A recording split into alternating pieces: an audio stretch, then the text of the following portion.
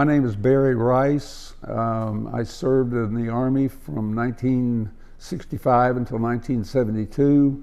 I served in Vietnam in 1968-69. I had gone through Infantry Officer Candidate School. I served with the 1st Air Cavalry Division, 2nd of the 8th, as a platoon leader / company commander until I was seriously wounded and medevaced back to the States via Japan.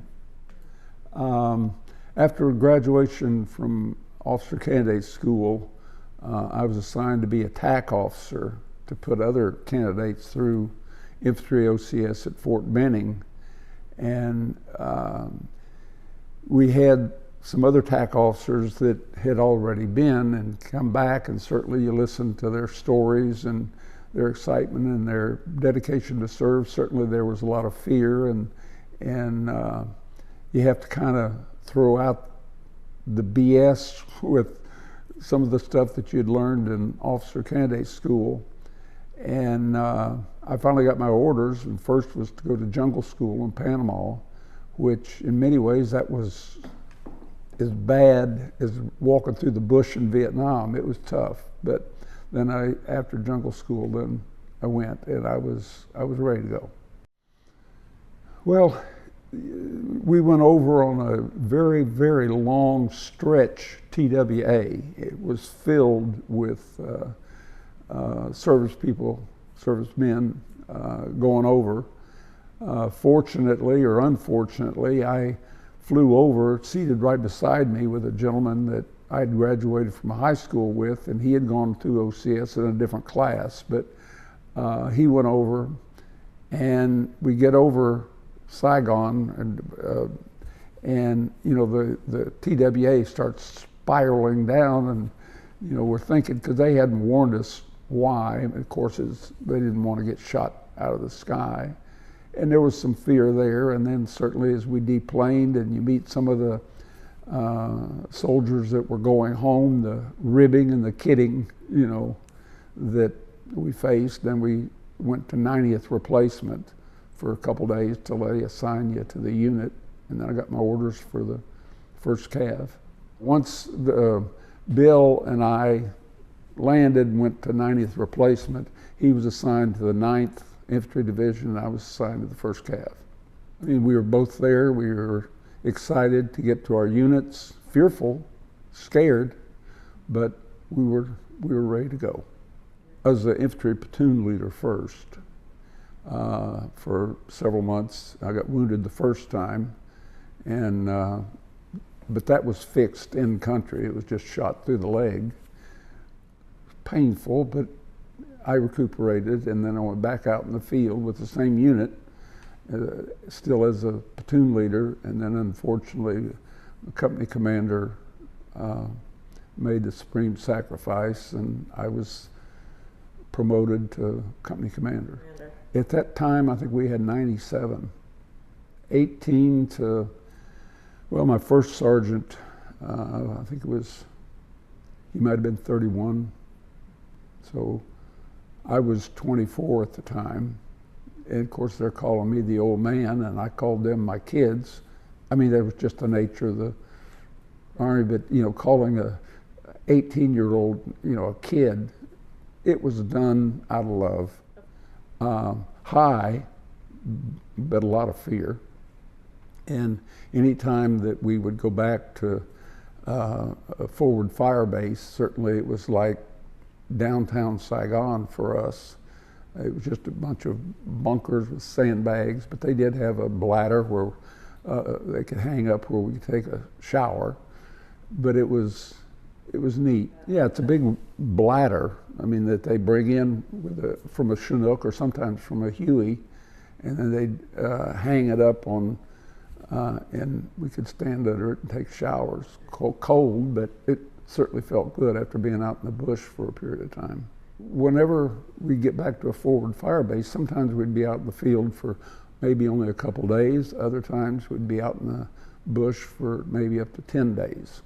And, you know, we'd take care of our hygiene. You could always get water out of stream or something if we happened to be near one, and at least wash our face. We primarily did search and destroy type missions wherever the Snoopies would go over at night and find body heat, and they knew where we were. If the enemy happened to be near water, then that's where we would go. If not, they'd pick us up and take us somewhere else, and we'd land, and hopefully it was a safe landing, but other times it'd be a hot LZ, and it could get dangerous at those times. But if you happen to be by water, you happen to be by water. We'd carry a number of canteens with us, and certainly we had to be very judicious in our use of water and make sure we always had our iodine tablets to put in the water canteens. We were able to get the LERP rations, so we didn't have to carry a lot of C rations, but there were times that we had C rations too, so certainly that added a lot of weight. Depending on how much ammunition you're carrying, or grenades, I don't know, 30 up to sometimes maybe 50 pounds. Mine, not necessarily that heavy. You're talking about? Take a piece of C4, set it on fire, and put some water in your steel pot, and heat it up and pour it in the bag, and mush it up and let it sit for a little while until it got edible, and it's actually pretty good.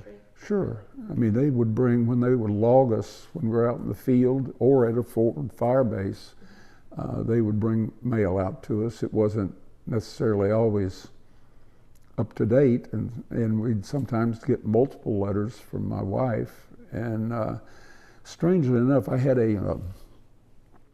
my 6th grade teacher, Ms. Arnurius, wrote me every day, even if it was a little postcard or something. I could tell by the date. And every day, my 6th grade teacher from my little school sent me a letter, a short little letter, or a postcard every single day that I was there. Remembering that? Yeah, and every time I'd get one, I'd have to smile, because I was, in the 6th grade, I was one of her primary disciplinary problems. But she was also a good friend of my folks too, and they played bridge all the time, but I was a disciplinary problem. I mean, I was only there for one Christmas. Well, I was there for Thanksgiving, Christmas. If we were out in the field, they would try to have us back at least at the forward fire base. If not, if we were out in the bush, it was really kind of a non-event.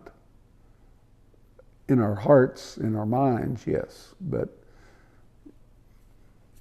take care of business. No Christmas trees, no presents, no anything. You had to feel blessed and be thankful in your heart. If we were back at a forward fire base, they would try to get a chaplain to come out, maybe to have a service. Yeah, the medics, they're the most amazing human beings. They didn't really have time for the fighting. They were so dedicated. I hold those medics, all of them, in the highest esteem. They're up on some kind of a pedestal for what they did. Not only for me, because I was a minor thing, but for some of my kids. To watch the medics, and sometimes you'd see them with tears in their eyes, because they had lost someone, and you don't have time to grieve at the moment with the loss of a kid, or with the medic's feeling of loss that he hadn't done everything he could do, but you certainly grieve later, and I still do. Well, first time it was we got ambushed, and I got shot through the right thigh. Luckily, it did not hit the femoral artery or the bone. It didn't even come out the other side. I mean, I got a hole over here, but you know, where it damaged all the muscle and everything. And the main thing I remember about that is how they treated the wound at that time, is that daily, twice a day, that old yellow medicated gauze to stuff it in there and pull it out until it grew out. And then the next time we were going in a combat assault, and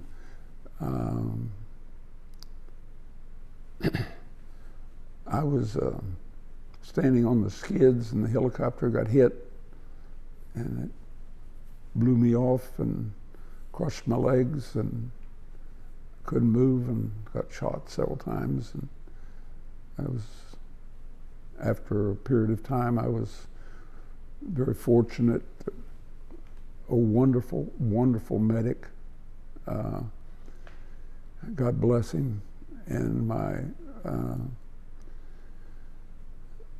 well, anyway, I was medevaced and made it to Japan. Medevac helicopter eventually came in. I think it was about 5 hours later, approximately. The medic did what he could, but we had other kids that unfortunately we lost, and there were some others that were wounded. So I was gonna live, so he didn't need to be bothering with me, and I told him so. So I was good. And then I was medevac back to Martin Army Hospital, where I had a number of surgeries and a lot of rehab in Fort Benning, Georgia. I left Fort Benning from OCS program and ended up back there. As I understand it, they send you to where certain hospitals specialize in certain things, like Kelly Air Force Base is for burn victims. That's also in San Antonio, or it's in San Antonio. I was at Columbus, Georgia. It depends upon the specialty. I remember the first time I called home was from our forward fire base, and underneath the bunch of sandbags and in a hole, using an old prick 25. And of course, the radio RTOs has to switch through, I guess, with Saigon, and have to tell my wife, you have to say over, you know. I called her from Japan. I was in traction and had a bunch of bandages. I wasn't allowed out of the bed. I mean, I couldn't walk, but they brought me a phone, and I called her. And first she thought I was lying. I said, no, I'm in Japan, and I'll be home, or I'll be at Martin Army. And then we flew into I think it was Andrews Air Force Base for a night, and then that was a staging area, and then they sent other planes to the hospital you're going to. Well, the surgery, in-hospital surgery, rehab, and everything, it was total, because I had to go back for rehab after being released for a period of time. It was about a year. But I was still on duty because I was assigned to do something else, but I still hadn't been released from the hospital because of the rehab. At the time, I had 3 months left on my commitment, and they asked me where I wanted to be stationed. I told them, I don't want to be stationed anywhere. I want to go home. Well, my family was living in Norris, and they said, okay. And they said, you're going to be assigned to the 90th Replacement in Knoxville, Tennessee, which is a civil affairs unit, and you're being an advisor to the reserves. I thought, I have arrived. I'm an infantry officer, now I'm going to be advising civil affairs units. I thought, this is going to be a cush job. And you know, I could drive back and forth to work every day. Wow, I've arrived. But I reported in, and Major asked me what Fort McPherson had told me that I was going to be doing. I said, I'm going to be an advisor of the reserves here, helping you out however I can. He said, wrong answer. He said, you're going to be on duty 24/7. You're going to be a notification officer. So, and survivor's assistance officer. Difficult at best. In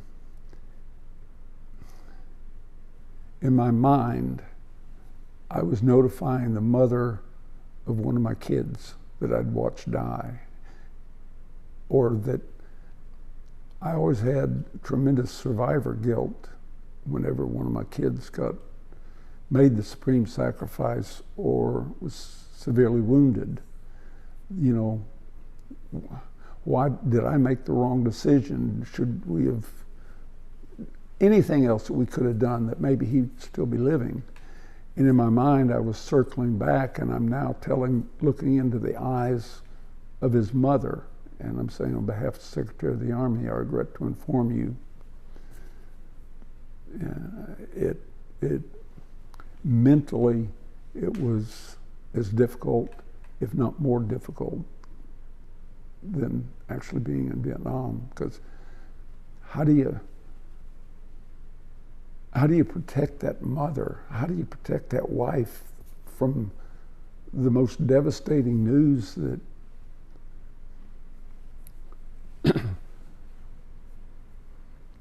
they're ever going to receive? I mean, you know, they kept that young man alive for 17, 18 years, and I got him killed. I didn't, but then the natural instinct of a wife or a mother was, I felt whether they verbalized it, and some did, they blamed me personally, which I was already blaming myself personally, and it just reinforced it, and it was difficult. After the notification is made, survivor's assistance gets involved with working with the funeral home, making sure that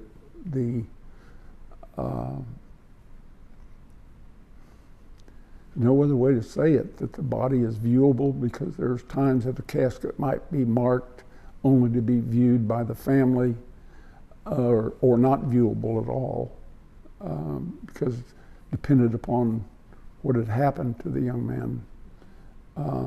They might advise strongly the family not view the remains. However, at that time, if a family insisted, not much you could do. But also to help them with any, not claims, but, you know, with their insurance and paperwork, and just provide assistance to the survivors the best we could. It was not our job to comfort at that time. Well, we depended upon the location we were going to, and you never knew how a family was going to receive the news. We would try to make contact with the local authorities to find out, is there going to be violence? Is something going to happen?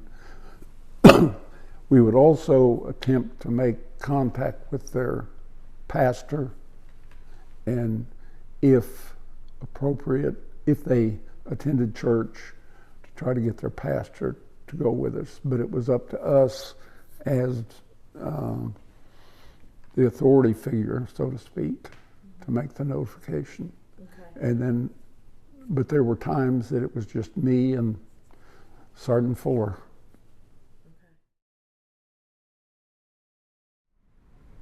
I developed a severe anger problem, and I wanted to go back to Vietnam. And they said, well, your profile isn't where it needs to be. They said, well, you can go back to Vietnam and sit at a desk. And I said, I'm an infantry officer. I don't sit at a damn desk.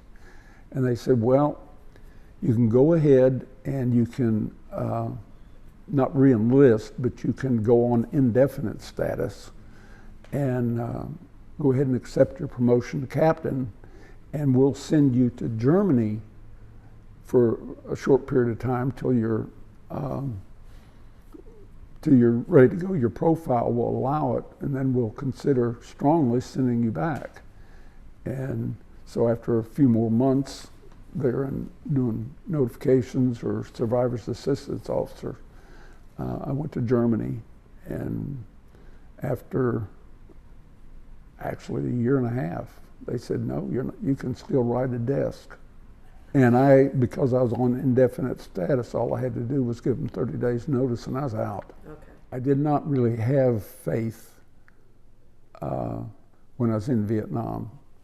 I certainly didn't have faith making notifications. I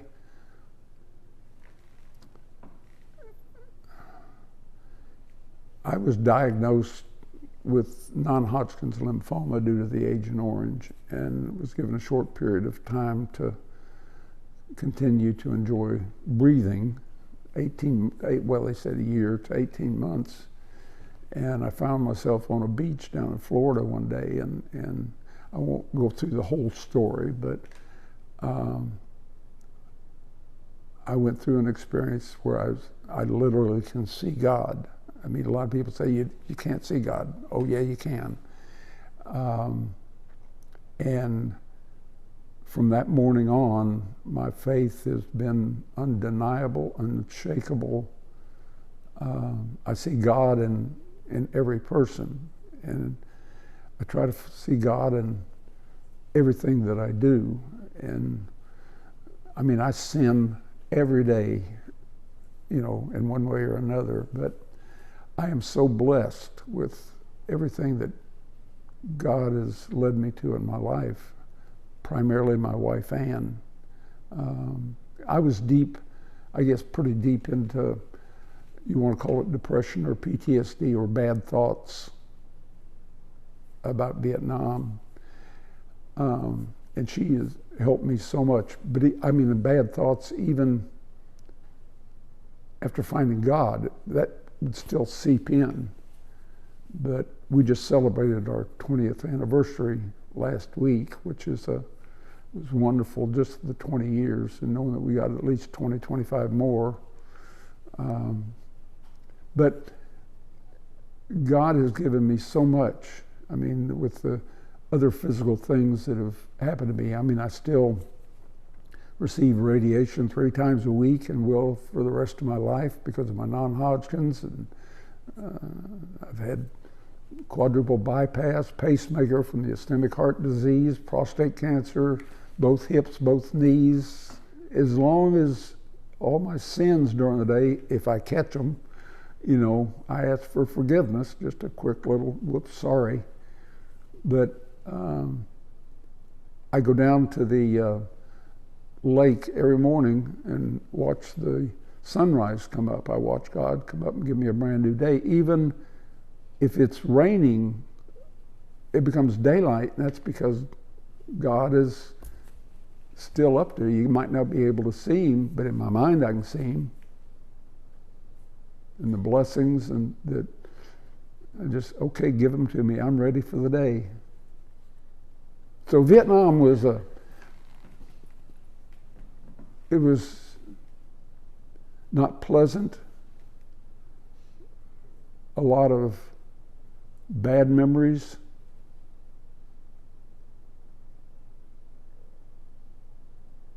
But I have so much admiration for the young people that went over there and did what they had to do and followed orders and fought their hearts out. And unfortunately, we lost too many. And the way we came home is, I won't even go into that. It's just unforgivable. Back, I think it was 2006, might have been 2007, my wife saw a little ad in the paper that the Vietnam Veterans of America were going to meet up at this church. And she knew because I had a cave at the house, and she was just unable to get me out of my cave. And she said, "You're going?" I said, "I ain't." She said, "You're going." And it was about a couple of weeks away, and it came to the night of the meeting. She said, "Don't get off your hat, but you're going." I said, "I'm not going." Well, I ended up going. Either that or sleep in the garage somewhere. So I went, and I met some of the members, and they said, well, now we've got a chapter picnic coming up. I didn't want to go. Picnic? You kidding me? So I went home. I told Ann, I said, they're having a picnic. I'm sure you don't want to go because you'll have to make something. She said, okay, fine, good. And we went, and it's been one of the best things that I've ever done, because it's brought me back into contact with not veterans necessarily that I served with, but so many brave individuals that are paying it forward and are giving back so much, not only to Vietnam veterans and their families, but to all veterans. And I've taken on several leadership roles. I was chapter president, vice president of the state, then president of the state for 6 years. Then I stepped back, and just recently I'm state council president again for Tennessee. I've got 29 chapters that I have the honor to be able to work with, and the formation of other new chapters, meet new veterans and their families, and some of these wives that I've met and families that were home during all that time are just remarkable people that they gave so much to, so much heartache, but they were always there. And in spite of our homecoming, they welcomed us, and that just made all the difference. I mean, I want to start a Veterans Against Drugs program. This stuff that's going on in this country, young people committing suicide. The drugs that are available, and certainly maybe the young people aren't going to listen to a bunch of old coots like us, so we want to enlist the support of our younger veterans, and just a well-rounded program to work in schools, work with the police and sheriff's departments, to do everything that we can. How can you go to sleep at night knowing that you haven't done at least one little thing to help? I mean, they say if you only help at one person, well, it's true. If you help one young person not commit suicide because they got hooked on some of this trash, it's a crime. So we're going to be doing that as well. VVA, as I mentioned, we have a national chairman who goes around the country and he puts on several programs. But really there's been nothing, I know, in the state of Tennessee that we've done. We want to work within schools. We want to work within, hopefully, JROTC programs in the various schools, with police and sheriff's departments, certainly with school guidance counselors, to hold programs to maybe assist parents to understanding. With our PTSD town hall meetings that we did, normally we wouldn't have a lot of veterans attend. They're afraid, well, if I go and admit that I have PTSD, I'm gonna lose my gun, I'm gonna lose my job, I might lose my family, so I'm not gonna go. But our audience would be filled with family members. The old saying, little Johnny goes off to war, little Johnny comes home, and it's no longer any little Johnny. How do I understand this? And that's what we would try to help families understand.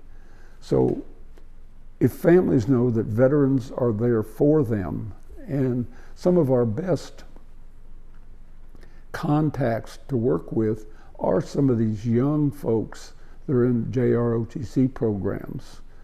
A lot of times they're on a different trajectory and maybe not as involved in drugs because they do have that military type discipline that I wish we had the draft again, frankly.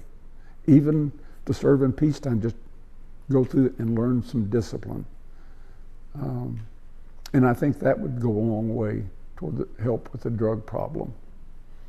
Yeah, because a lot of their instructors, we have here in this area, we have one particular school that we're working with, and the officer in charge and the master sergeant are tremendous leaders. As a matter of fact, we made them honorary members of Vietnam Veterans of America. They work very closely with us. And VVA has done several programs in their school. They've got some outstanding cadets, just outstanding, and year in, year out. I mean, they graduate, but they've also got a wonderful history of some of their young people who have gone on to just be outstanding members of the community, whatever community they're in. Okay. It'll be a wonderful resource to address some of their peers in their schools. Number one, don't ever forget that we were you at one time. We went through every emotion that you've got. We went through, your parents are the dumbest people that ever walked the face of the earth. We went through, well, maybe the parents do know a little something, and then all of a sudden you are one. So we've been there. We've been the rebels. Yes, we might not have had the drugs, the prevalence of the drugs, but we certainly had the alcohol. And some of my peers when I was growing up made use of it. Unfortunately, some of them continued to use it and didn't. Their lives aren't what they could have been. Some others have. So by applying yourself, and I didn't have a relationship with God then, but if you open your eyes every morning and you've got daylight, it is brought to you by God, who's giving you, number one, tremendous blessings and the most wonderful opportunities to have anything and everything that you are willing to work for in your life. I mean, God might give you a Cadillac with all the options on it, roll-up window, I mean everything. He ain't gonna drive it for you. You've got to do the work to enjoy the blessings that he so richly pours out of his sunrise every morning. I believe there's power and blessings in every sunrise. I believe it so much that I wrote about it. I speak about it. I enjoy very much talking about not so much the religion aspect, but God himself, and realizing that Jesus gave his life for us. He absolved us of our sin, even though we continue to sin each and every day. But God is a good guy. I mean, he's just a good guy. It's a good dad to have. And you can see him every morning when the sun comes up, because that is God. And there's a whole story about how you can see God, and I did. To all of the wives, the families, the parents who worried day in and day out, but they kept faith alive in their hearts. And it was a faith that we could feel around the other side of the world. But we always knew that you were there for us. You were there for us with welcoming arms. You were with us at night when we could remember your smiles. We could remember even the tears as you said goodbye to us. And we could envision the tears that we would see when we come home.